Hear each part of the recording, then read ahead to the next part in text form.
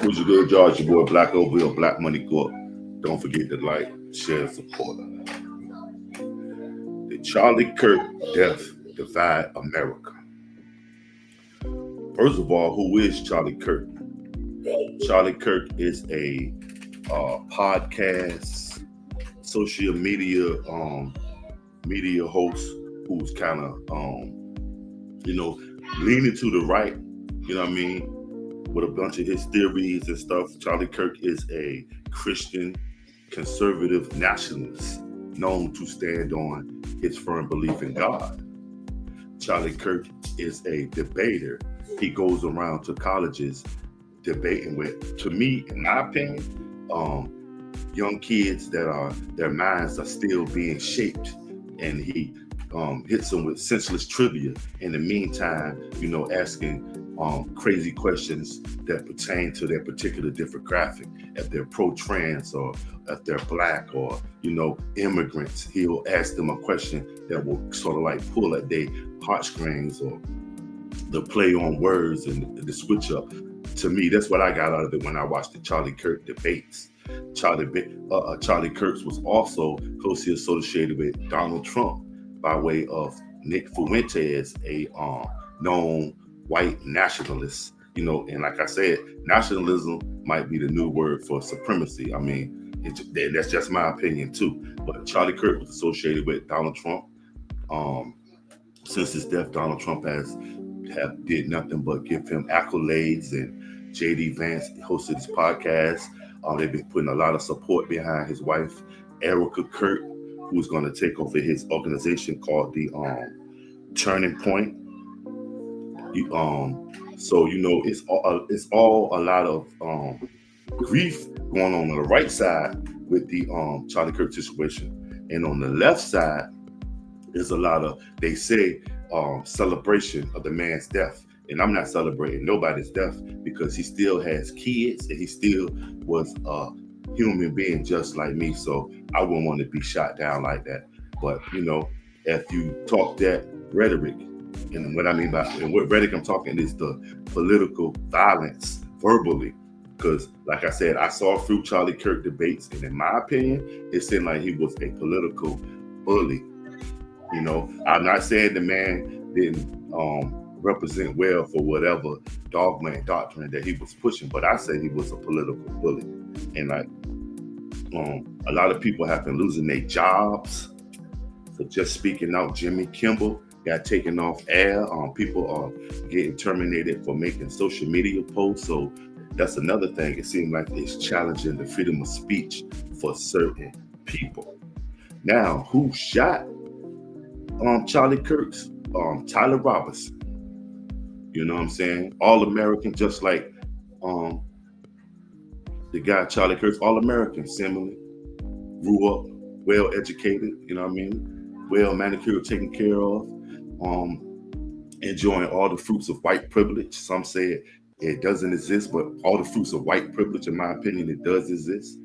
This white privilege allowed Tyler Robinson to go on to a campus, an all white, predominantly all white campus in a predominantly all white city, in a predominantly all white state, where Charlie Kirk was there giving a predominantly all white debate.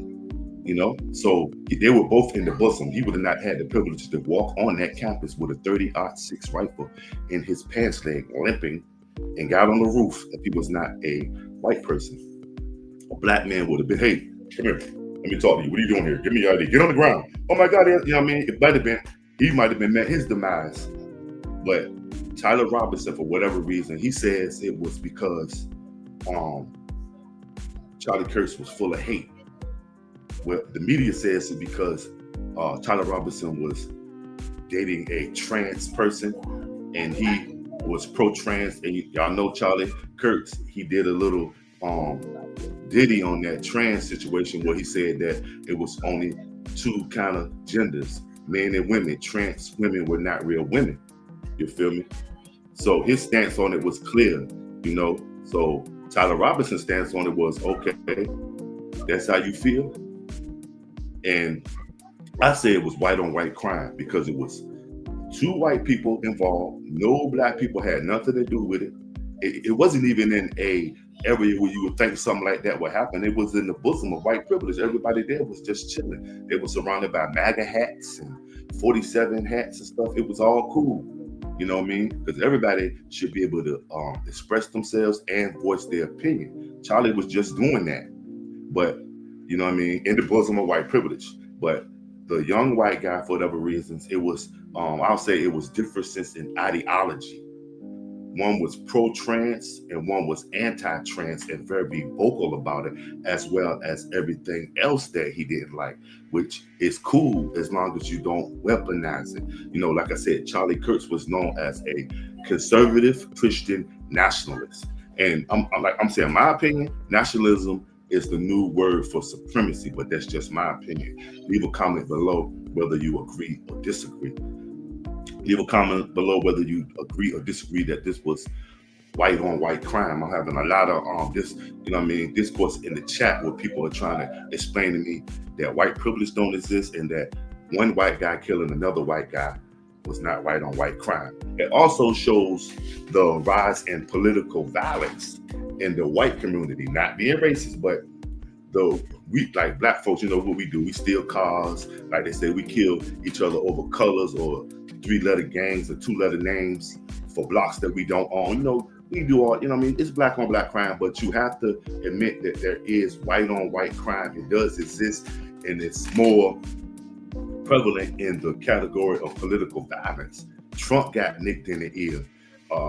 2 folks got taken out in Minnesota. Now this and the other numerous things that don't went on is just is reality. Look at the statistics for the political violence in America. It's more white on white crime involved than black people. Black people don't even really know who Charlie Kirk's is, like the regular black people, and that's a problem too. Like if I ask a black person, like one of my peoples, if they into politics, it's done did them so wrong that they tend to stray away from it. They be like, "No, I don't deal with that politics," which is crazy because then they'll say, "Did your team win last night?" So you will be invested in a billion-trillion-dollar sports team, sports franchise, or some sports guy and buy all his paraphernalia and invest in this, and he will never know you exist.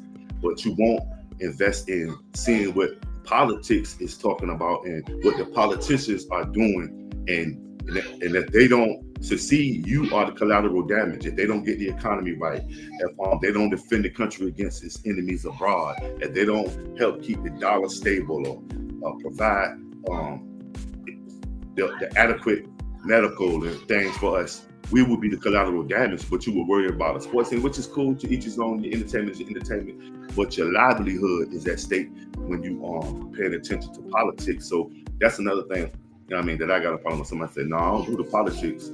You better be watching out what they doing because they the ones that matter, because you're the collateral damage. Remember that. But Charlie Kirk was taken out by this young man for differences of ideology, and it has changed the rhetoric that's going on now. First it was, you know what I mean, you can say what you want to say. Now is you can say what you want to say, but you better be careful what you say and about who.